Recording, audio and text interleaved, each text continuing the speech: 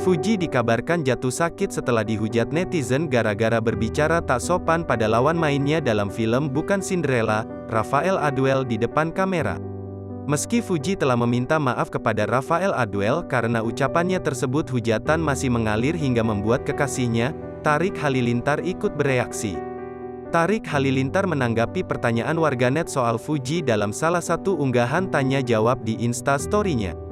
Tanggapan soal lisan Uti, Fuji, yang viral, tanya akun yang tak disebutkan namanya. Tarik Halilintar mengaku Fuji memang belum bisa menempatkan posisi sehingga kekasihnya itu kerap kali berbicara di hadapan publik layaknya sedang bercanda di tempat nongkrong.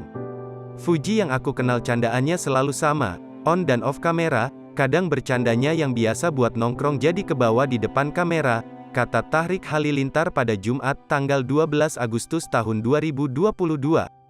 Bak membela sang kekasih, Tarik juga mengatakan sikap yang ditunjukkan Fuji memang hal biasa jika dalam konteks bercanda.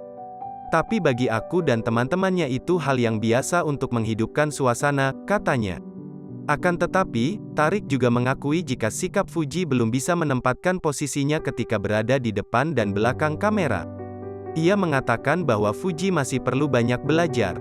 Still learning, banyak juga perkembangan dirinya sekarang yang bikin aku bangga, kata adik Atta Halilintar ini.